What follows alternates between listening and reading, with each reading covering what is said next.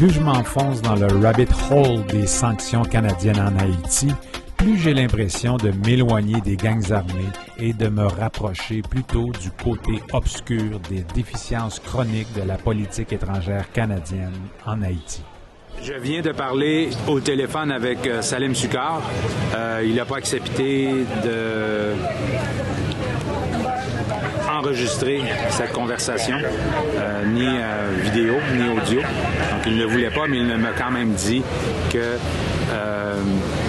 si vous suivez l'actualité, Maître Sukkar avait écrit une lettre, une requête à l'ambassadeur du Canada en Haïti, Sébastien Carrière. Est-ce que vous pensez que l'ambassadeur du Canada en Haïti, Sébastien Carrière, a répondu ou non à Salim Sukkar? Salim, essentiellement, demandait « Est-ce que vous avez des preuves? Est-ce que vous pouvez me fournir des preuves? » Donc, le geste symbolique de la lettre, c'est une ouverture de conversation.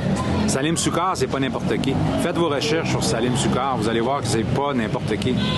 C'est quand même un avocat respecté, respectable, qui a fait des grandes choses pour Haïti et que le Canada refuse royalement de lui répondre. Je trouve ça cheap. Je trouve que ça manque de classe. Je m'excuse de dire ça pour tous les Canadiens et Canadiennes là, qui travaillent sous le leadership de Mélanie Joly, mais je trouve ça ordinaire là, de ne pas répondre. C'est comme moi qui essaie de parler à Bob Rae et que Bob Rae me répond pas. Personne ne me répond. Je veux dire, vous faites de la diplomatie des années 40, 50, 60... 70, on est à 2023, on est à l'ère de la communication en temps réel, on est à l'ère de l'intelligence collective, on est à l'âge de la transparence radicale, de radical transparency, et d'avoir aucun, même pas un accusé de réception, je trouve ça très ordinaire.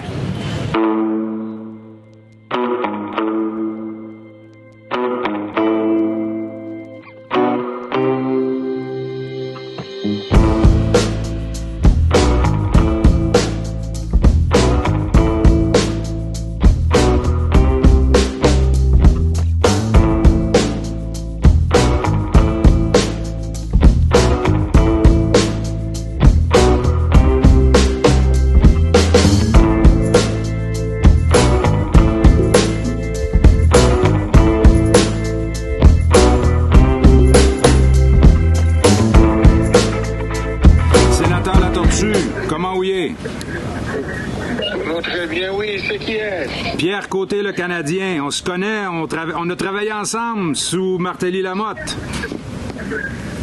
Oui, mais Pierre Côté, j'ai entendu vos interventions contre moi, vraiment, et je suis tombé des nues là.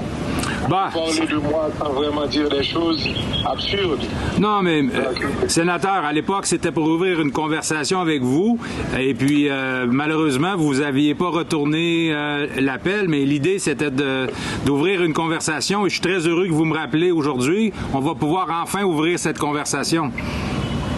Oui, je rappelle parce que moi j'ai rien avec personne, mais j'ai entendu quelquefois vos interventions contre moi. Je me suis dit, est-ce que Pierre Côté parle du sénateur La Tortue? Parce que au moins j'ai droit à ce qu'on me rappelle, on me demande des informations, et là j'ai aucun problème. Mais parler de moi vraiment, surtout à une interview de Radio-Canada où on m'avait donné la parole et Pierre Côté est intervenu pour dire que je ne devrais pas intervenir. Ah oui, je me souviens de ça, oui. Ben, c'était une question légitime parce que les gens de Radio-Canada ne savaient pas exactement tous les détails du dossier. Je pensais que c'était important. Je le pense toujours d'ailleurs pour mettre quand même une balance éditoriale. Mais c'est intéressant qu'on se rappelle. Est-ce que vous aimeriez qu'on se voit pour parler des sanctions? Non, il n'y a aucun problème. Au contraire, c'est l'occasion pour fantastique de clarifier les choses. Parfait. Donc, je suis à Port-au-Prince aujourd'hui. Quel est votre calendrier de la journée? Ah non, je ne suis pas là pour le week-end. Je serai là lundi. Ah, lundi, je vais quitter. Est-ce qu'on peut faire l'entrevue maintenant, si vous êtes d'accord? Non, pas maintenant. Là, je suis en pleine réunion et je peux vous rappeler cet après-midi après la réunion. Génial. Donnez-moi une idée du nom. Je vais essayer d'être dans un lieu calme parce que les rues sont très, très bruyantes. Non, laisse-moi terminer parce que j'ai laissé la réunion. Là, je vais et puis je te texte là. Merci beaucoup, sénateur. Pas de problème. Au revoir.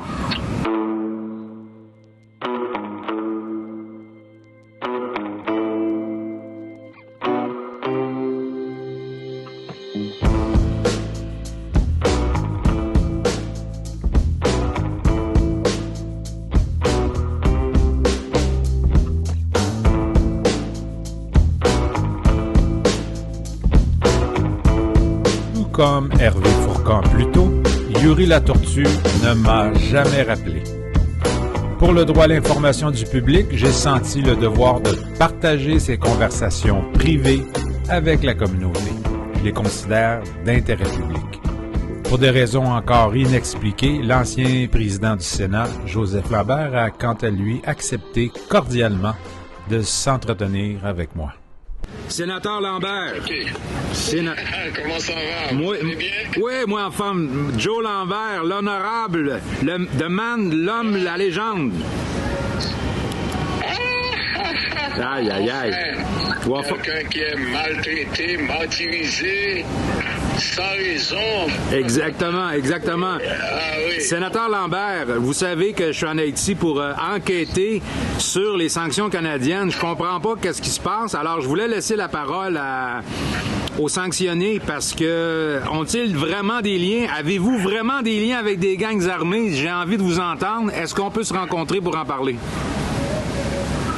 Oui, mais je suis à Jacmel.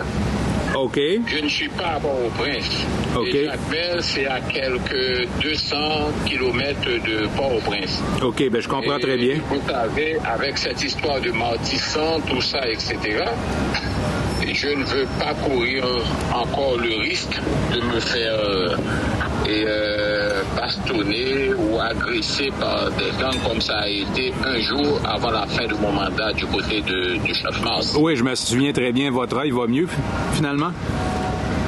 Bon, pas tout à fait, parce qu'il reste encore quelques points de suture que l'on doit impérativement enlever. Et là encore, le niveau de vision pour cet œil-là, ça va de l'ordre de 30%. C'est encore le flou absolu. Et le médecin traitant me dit que j'ai peut-être la chance avec des verres et d'atteindre au moins 50 à 60%. Incroyable. Parce que après avoir enlevé quelques 17 tessons de vitre à ce niveau-là et 6 interventions chirurgicales, j'ai un œil complètement abîmé. C'est terrible, c'est triste. Toutes mes prières sont avec vous, sénateur.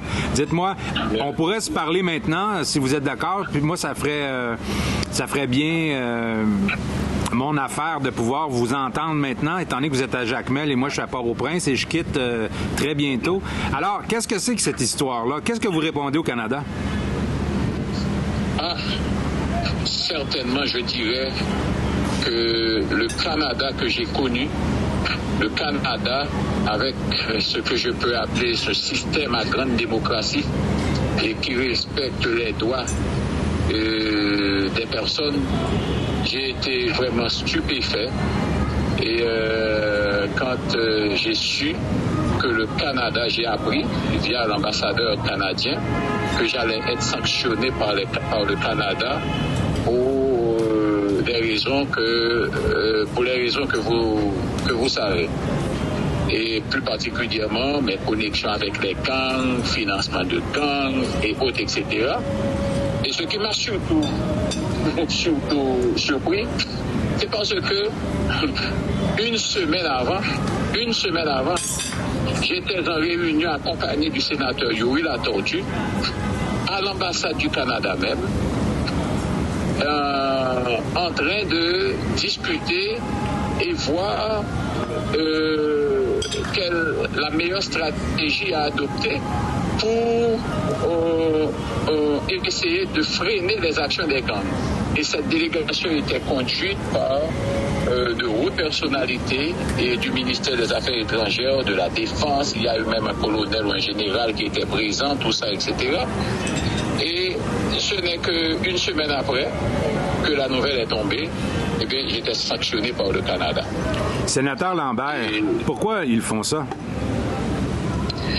Écoutez, j'ai été quelqu'un qui, normalement, si on devait trouver une solution politique à la crise post-assassinat du président Jovenel, après la résolution adoptée par les 10 sénateurs restants, parce qu'il n'en avait pas plus, et supportée par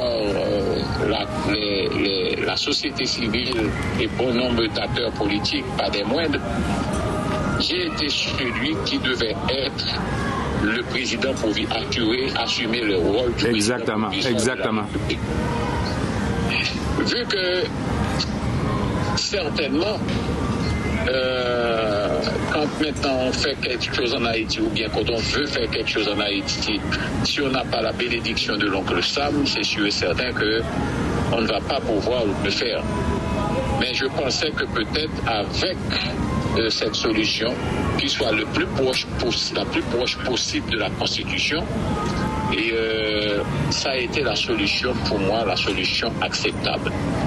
Donc, on vous aurait éliminé pour des raisons politiques. Les Américains ne vous voulaient pas comme président provisoire de la République d'Haïti, première république noire au monde, indépendante noire au monde.